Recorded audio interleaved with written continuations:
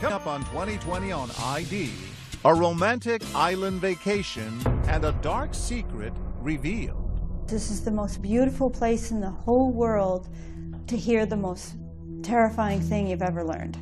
I just walk over there, open the door, and just blast. She was a nurse, he was a surgeon, and book writer of a thriller. And now she's about to be living a thriller with him. With bullets already planted in her. His real-life target, his ex-wife. Suspicion would fall immediately on me, ex-husband. His plot so chilling, she secretly takes out her cell phone and starts recording every single word. It'll be hard not putting 6 bullets in there and spitting out her dead body. He talked about, buying a gun and hiding it and how her body was going to fall. Is she gonna slump down and die right there? 23 minutes of menace laid out with surgical precision. Hollow points, bounce around your brain. I don't know how you can listen to that recording and not realize this guy intended to kill her. This case has a little bit of everything.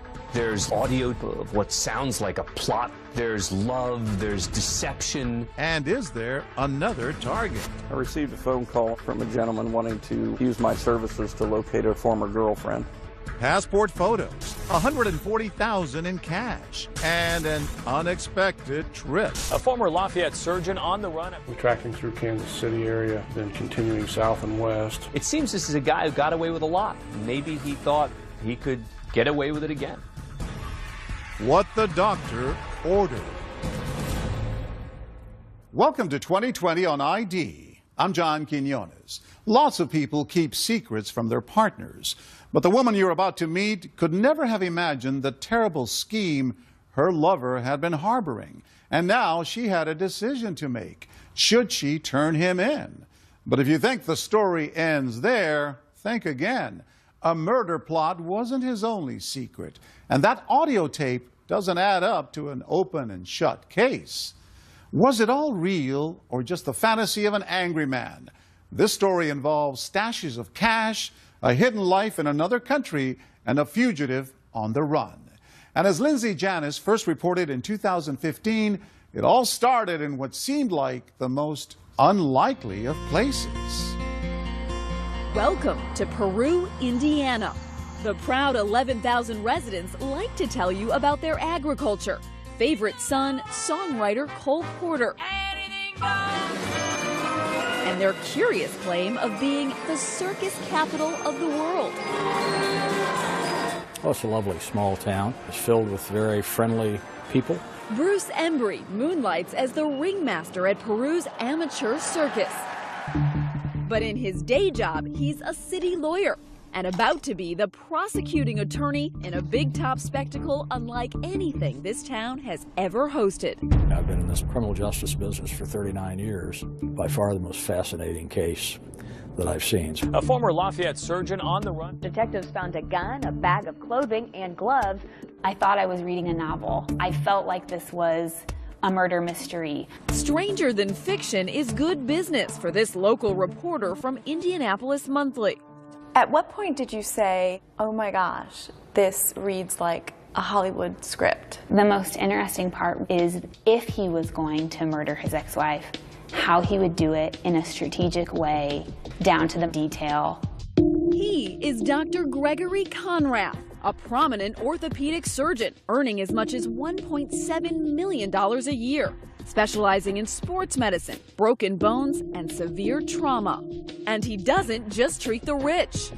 These are images of Dr. Conrath donating his time and talent to the relief efforts in Haiti. He was at the top of his game, owning as many as 5 homes. But he's gone through a messy divorce with the mother of his 3 children. And as Dr. Conrath approaches the big 5-0, he turns to the website OurTime.com for some age-appropriate romance. He was looking for the same things, looking for a serious relationship. We seem to have similar things in common. Joanna is a nurse, mother, and divorcee too. She was impressed with her knight in shining armor from the start. So tell me about your first date. What was your first impression of Dr. Conrath? I walked up, he was standing at the bar, and so he turned around. He's a very good-looking guy. He introduced himself, and I'm pretty shy and laid back, so he did most of the talking, so I was okay with that. What did you think of him? You know, I think I instantly liked him, was attracted to him. And charming? He's charming, so he always grabs the center of the stage. Charming, bold, and according to some, a big spender. A big spender, absolutely. And a big drinker. Stephen Focht owns Peru's local watering hole, Boondocks, where the doctor's orders usually called for a whole lot of vodka. He walked into our bar one night and he ordered maybe 40 shots. This went on maybe 5 or 6 times. They weren't consuming all 40 shots. They were sharing it around the bar. It was everybody. I believe he had probably spent about $3,000 in our restaurant bar that night. He has extensive hobbies too. An avid climber, Greg Conrath is one of less than 300 people to have climbed the highest point on all 7 continents. When you climb a mountain, you're going to get views you would never get anywhere else. You can't drive to these kind of views. He even published a novel, The Children Are Finally Safe, an international spy thriller. This all has Joanna thinking she's hit the jackpot. He was always a gentleman, always came down to pick me up. Lots of times he brought, you know, flowers or something. And at what point did you decide to take the relationship to the next level? We started dating in September, and then Christmas he said, I think it'd be fun living with you. And Joanna leaves her home and job an hour away and sets out for a new life with Greg Conrath in Peru. Soon, they're sharing everything, a house and a joint checking account. Did you meet friends of his? I met his mom, I met his children. We went to his children's games. We sat next to his ex-wife. What did you think of her, Anna?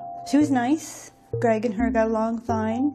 What was his relationship like with his kids? It was good. We all went out to dinner together, Anna included, so we all spent a good amount of time together. So things were pretty good. Mm-hmm. Yeah.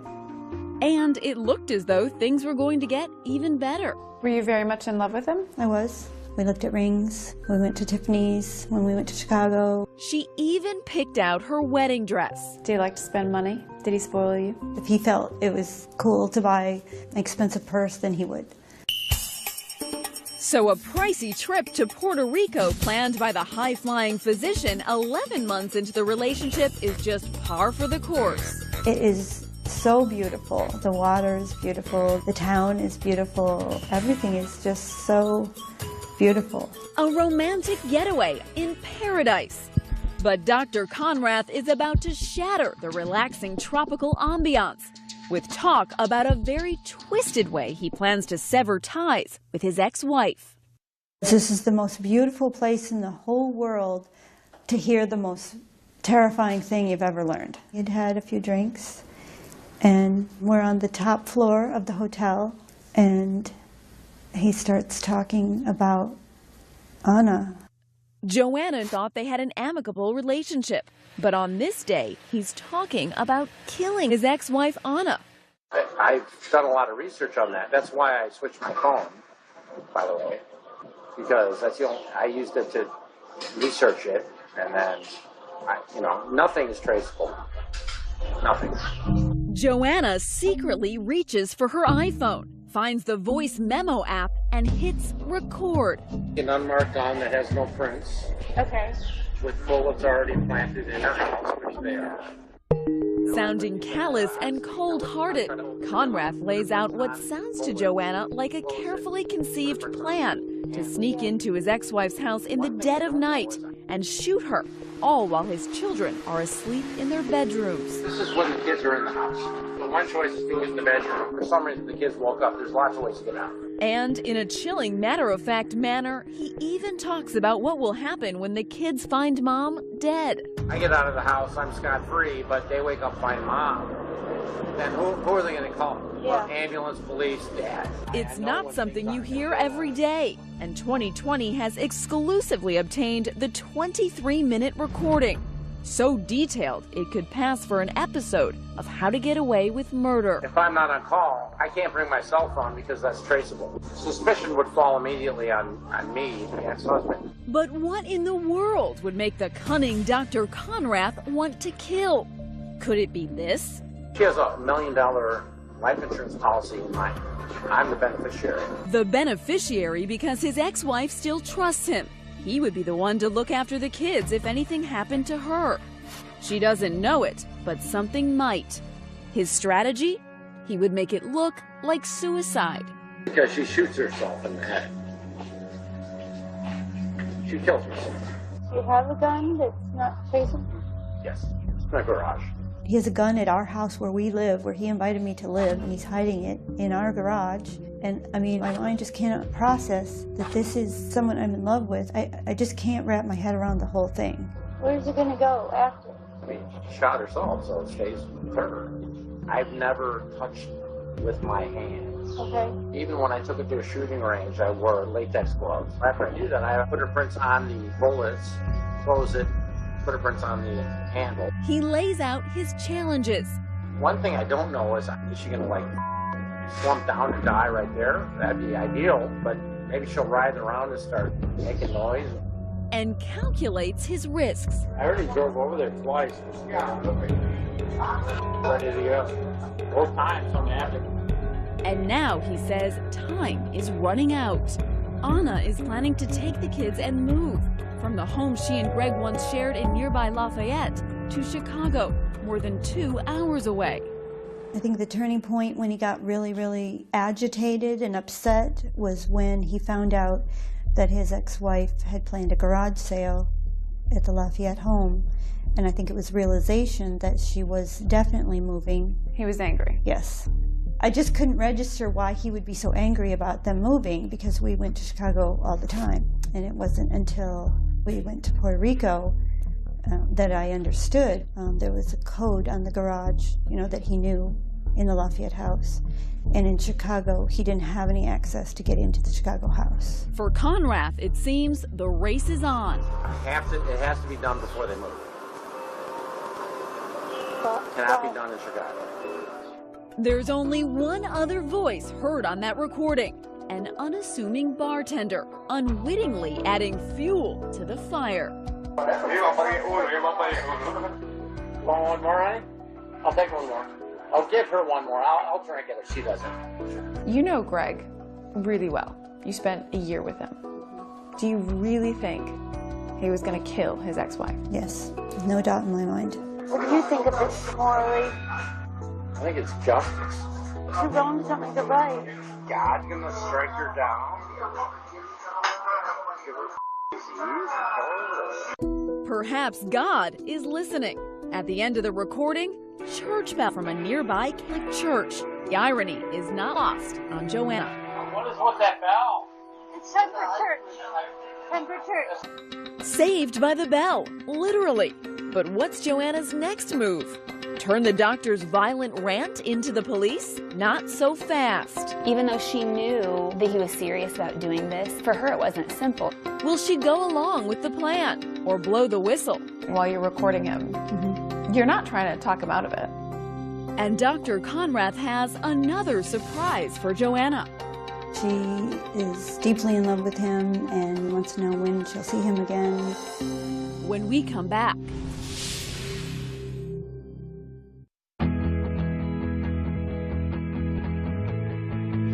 11 months into a whirlwind romance, Joanna and her boyfriend, Dr. Greg Conrath, are on vacation in sunny Puerto Rico. But the trauma surgeon reveals he could be planning a traumatic event of his own. Hollow points, bounce around your brain. What? It's got to penetrate your skull, but not go through the other side and mess up in there. He's talking about killing his ex-wife. 23 minutes of grisly detail, all captured on a dramatic iPhone recording courtesy of his girlfriend Joanna. What was going through your mind when you decided to press that record button? I didn't want him to kill the mother of his children. Did he act like he was confiding in you? He wanted to tell me because he wanted me to tell the police that he was home with me so that I would be his alibi. Conrath is so cavalier, he's even prepared to get caught. If I get caught, I can do the time. I've lived a full life. I'm a tough guy. While you're recording him, you're not trying to talk him out of it. You're just, what, in shock? But when she finally snaps out of her shock, Joanna doesn't sound so concerned for the mother of those kids. She sounds more concerned for herself. We're going to have to start leaving money in the phone. Why? You don't care about me? Yes, honey. Then what'd you say why for? I'm just saying, you're going to have to help set everybody up okay. I can't I wish I could set you up okay. I can't do that. And then a strange question that will even confuse Conrad. Get married before? Are you crazy? I always want to get married before that. And that's all thinking of you. That whole comment is thinking of you. All right, not me. It'll give you something to hang on to. When you said to him, should we get married? What did you mean by that? I started asking questions because I needed to know whether it was real or not. You sounded very upset that he hadn't thought about you and how he was going to look after you financially. Well, of course, because I thought we were in a relationship, and then I come to find out that he's made a whole plan of his life somewhere else. Somewhere else with someone else. Turns out Anna wasn't the only Mrs. Conrad. After they get divorced, he goes to Mexico. For what he says is just he needs to get away, he needs to relax. Blow off some steam. Blow off some steam. There was a lot of drinking involved from what he said. While he's in Mexico, blowing off steam, he got married to a Mexican woman there that he met at a resort. Meet Cynthia Salazar, who lives outside Cabo San Lucas, Mexico. She's the doctor's current wife. When did you find out about the wife in Mexico? On the trip in Puerto Rico.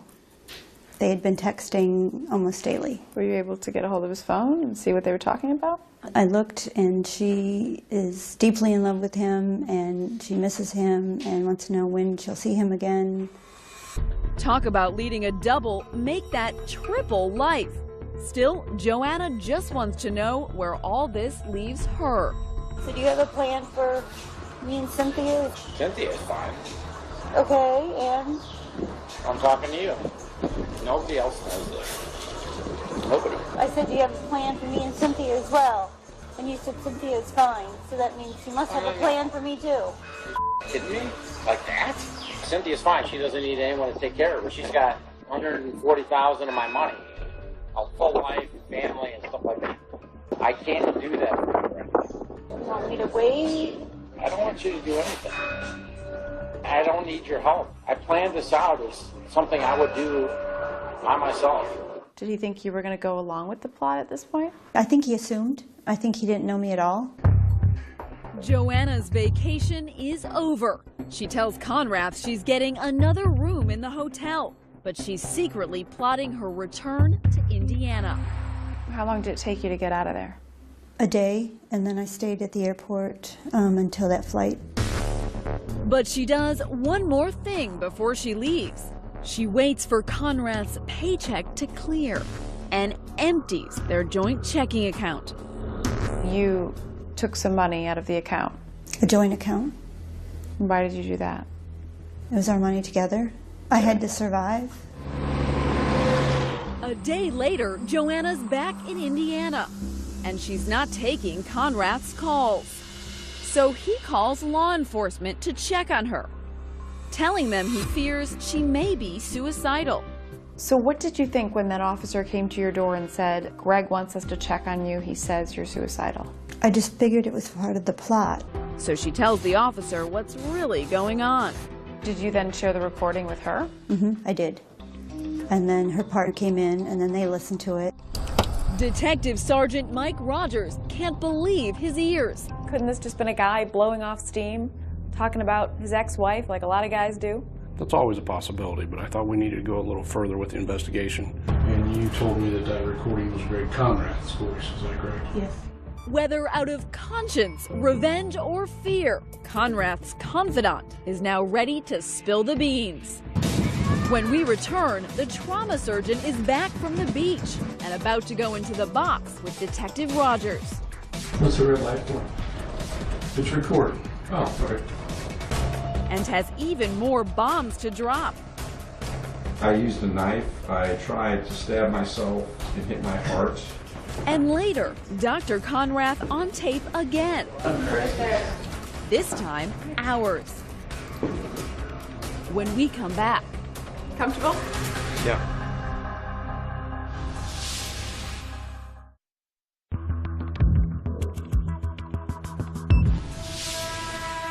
Joanna's just turned in her boyfriend, 49-year-old Greg Conrath, doctor and divorcee, with that incriminating recording about how he would kill his ex-wife. Police are concerned for Joanna's safety. Part of the information that he will have access to involves information that he's going to know came from you through just common sense and inference. So they arrange for her to live in a safe house. And meanwhile, Dr. Conrath's come back to an empty house. Detective Mike Rogers calls him in for questioning. I want to cut to the chase and find out why I asked you to come here. And gets right to the point. I've uncovered some concerning conversation between you and Joanna about you wanting to kill Anna. Okay? I'm here to get your side of the story. And Conrath is happy to spin his own yarn. There's a difference between, like, ranting about my ex-wife, or, I'm sure she does the same thing about me. Sure, we're friends. But if they're actually saying, yeah, I'm seriously, thinking about somehow killing her, then yeah, that's obviously a different issue. Those are the things that I want to get into. I mean, I think we can talk until we get to a point. If you want to keep talking and then we need to get an attorney, then yeah, we have to wait and get an attorney. And I can't afford one. I have $60 to my name right now because Joanna took all my money. And that's the first hint this successful Indiana surgeon who was once raking in $1.7 million a year has hit the skids, personally and financially. I had some issues with my ex-wife, so she's going to move the kids to Chicago, and they're very unhappy about that. And I am too, put myself in a bad position financially. Tell me the sources of your income if you don't mind. Basically, I make $575 a year. Half of it goes to Anna, half of it goes to me. Conrath tells Rogers his ex-wife Anna cleaned him out in their divorce. Their 5 homes, retirement funds, stocks and bonds, she got them all.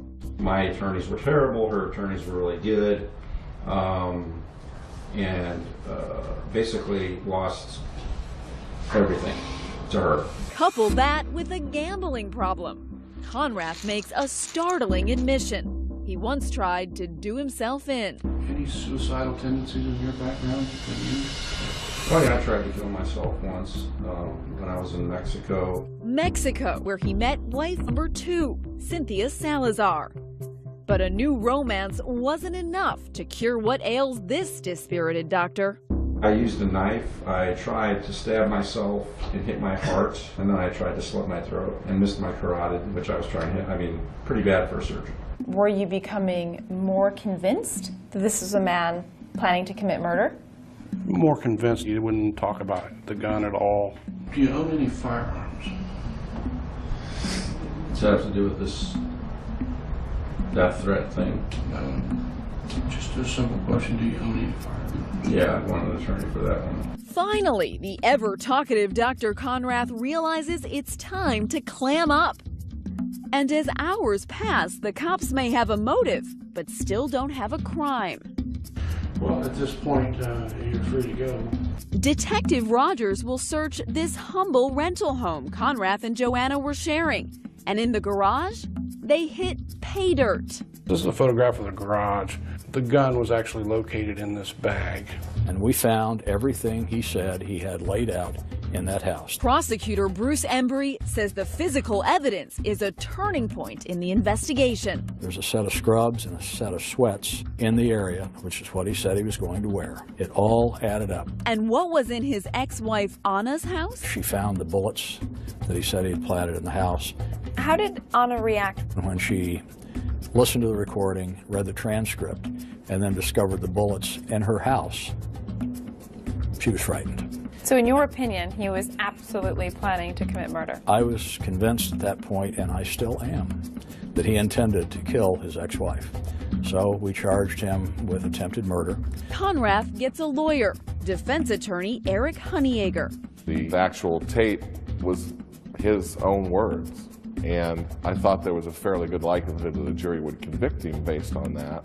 And to the prosecution, the case looks open and shut. A motive, a weapon, and the doctor's bone-chilling prognosis on that recording. Is she gonna like slump down and die right there? That'd be ideal. But in keeping with the spirit of this strange saga, Conrath won't stand trial because he never actually acted on his words.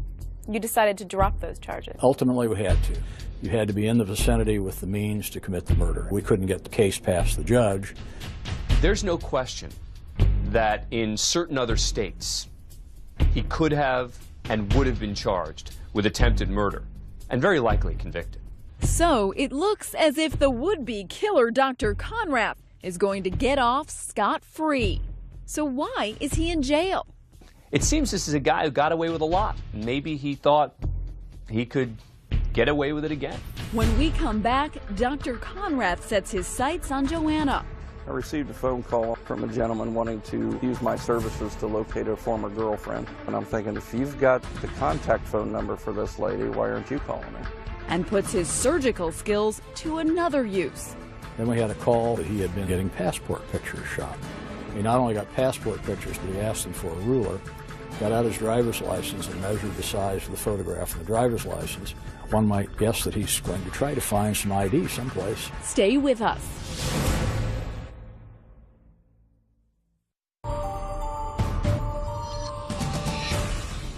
Gregory Conrath has been caught.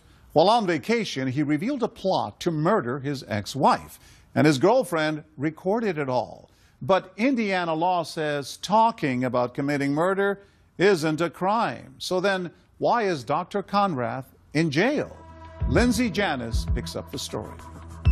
Miami County Jail in Peru, Indiana. The doctor's new digs. This is him right when you arrested him the first time. Yes.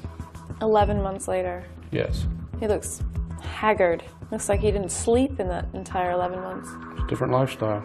Dr. Greg Conrath, renowned surgeon and wealthy mountain climber, has gone from the peaks of all 7 summits to rock bottom, cuffed and shackled in an Indiana county jail, and is ready to sit down face to face with 2020. 1 second we're on this vacation to Puerto Rico talking about marriage, and then suddenly, you know, I'm arrested for attempted murder. But in a bizarre twist, it's not that infamous recording that's landed him here. He beat that rap. You have to show intent to do it, planning and preparation. That's the definition in Indiana, at least. Case law in this state looks like your best friend. Yeah. No, instead, the story of what ultimately took the doctor from green scrubs to red prison garb is a tale all its own. But to truly understand what landed him here, you have to go back to the beginning, starting with that bitter divorce with his ex-wife, Anna. She got everything. Yeah, she got everything. That make you angry?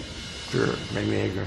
Yeah, I was very unhappy. And then we ask him to recall the vacation in the Caribbean, the night he and his girlfriend Joanna are tossing back lemon drops like lemonade. Take me back to that night that Joanna recorded you. How were you feeling? We're right on the beach. You know, it's vacation, so I was drinking a fair amount. And then I just told her about this kind of, I guess, dark fantasy that I had about killing Anna. Because the person doing it's me. There's no one else that would do it. How would you describe yourself when you drink? Well, I don't talk about murder every time. I talked to her about it before when I was drinking. And she seemed to, I don't know how you'd say, get off on it a little bit, I guess you could say. Listening to the recording, it doesn't sound like a fantasy. It sounds like a well-thought-through plot and motive to kill your ex-wife. It was a fantasy that I had, and it was a detailed fantasy, yes. Do you know the difference between fantasy and reality? Yes, of course. It's a lot of it's BS, drunken BS. But then we ask him about this part of the tape. The part when he admits he'd actually gone to his ex-wife's house, but in the 11th hour, bailed. I already drove over there twice, but ready to go. And both times something happened, I can smell it out. I mean, I know when things aren't going to go right. Honestly, I know that part in the recording. I never put the gun in my car and drove over there to do it. Never, no. No. Why did you have that gun? Well, I bought it for, why do you have a gun in Indiana? For home protection, just to have a gun. Where did you get it? I bought it from some guy in a parking lot. So. It's not where most people buy their guns. I don't know where most people buy their guns. The gun store? Okay. Get a permit? And what about those bullets? On the recording, he'd said he'd planted them in Anna's house. Did you plant bullets, hollow point bullets, in that house? No, I've had bullets from when I bought the gun in the house, and I didn't take them with me when I left the house years ago. And he says with Anna having plans to move out of that house and take the kids to Chicago, he insists his plan never even had a chance. They were no longer living in that house, so, and I couldn't get in the house to do it even if I wanted to, so. But just because it wouldn't have worked doesn't mean you weren't planning on doing it. Well, like I said, it's a dark fantasy to talk about. I don't know how else to say it other than that. Isn't it a terrible coincidence for you that parts of this fantasy were actually true? There was a gun, latex gloves, change of clothing found at the house, hollow point bullets at hers. Yeah, I agree. But, I mean, also I'd like to say that all that stuff is not against the law. But Dr. Conrath made no bones about the venom he felt towards Anna. In this recording, you say that killing your ex-wife would be justice. When I think about the divorce, I was really on my last legs. She really stuck it to me. She didn't have to take every single thing. You hated her so much, you had a plan to kill her. And the plan, just to paraphrase, is basically for me to sneak in the house with my kids there asleep and shoot her in the head and make it look like a suicide. This is when the kids are in the house. One loud thing, and I wake them up and they don't know why they woke up or what's going on or anything. And they go back to sleep. Why while your kids were asleep in the house? Well, the thought would be that if I could get in and out, that would be pretty solid proving that I wasn't there. It's an ugly recording. I'm embarrassed that I did it. I said those things. It's terrible. Terrible. You regret it? Well, yeah, of course I regret it. That's why I'm here. Well, that's not really why he's here. When the attempted murder charge was dropped, Conrath was released from county jail as part of a plea deal. I thought it was reasonable at that point. I thought it was a reasonable offer. But the offer came with one very clear condition: absolutely no contact with his ex-wife Anna or his former girlfriend Joanna, a rule Conrath would violate even before his release. He did it from jail, and he used his children to text and try to contact me. You thought that the man that you were madly in love with and had just gone on vacation with might want to kill you as well. If he would want to do that to someone that he was married to, had children with, what do you think he wants to do with me? Once out of jail, Conrath didn't stop. Conrath tried to contact his ex-girlfriend 3 times after he bonded out of jail. We hired a private investigator to look for Joanna. We tried to. I received a phone call on a Saturday morning, August of last year, from a gentleman wanting to use my services to locate a former girlfriend. Dale Seward is the private investigator Conrath hired. He's got a piece of paper in there with her information, and I'm thinking, if you've got the contact phone number for this lady, why aren't you calling her? But it was yet another piece of paper, Seward says, that really raised flags. He'd written me a $150 check and put it in the envelope. He's got on there Conrath, and it's a $150 check, and he's got a Post-it note on it that says, please don't cash till Friday. You thought, how come a doctor can't write a check for $150 bucks? Yeah. The private eye quickly figured out who Conrath was and alerted the cops. I missed her. I missed the relationship. I wanted to know what happened. I wanted to get some closure. But Conrath wasn't done breaking the rules. With his passport confiscated, he heads over to this local Walgreens. Then we had a call from a woman telling us that he had been in getting passport pictures shot. He not only got passport pictures, but he asked them for a ruler, got out his driver's license and measured the size of the photograph of the driver's license. One might guess that he's going to try to find some ID someplace. But Conrath has one last trick up his sleeve. The doctor is on his way for an unscheduled house call. So he cuts his bracelet off there. And when's the next point that you pick him up? A former Lafayette surgeon on the run. We tracked him through Kansas City area, then continuing south and west through the New Mexico-Arizona border. Stay with us.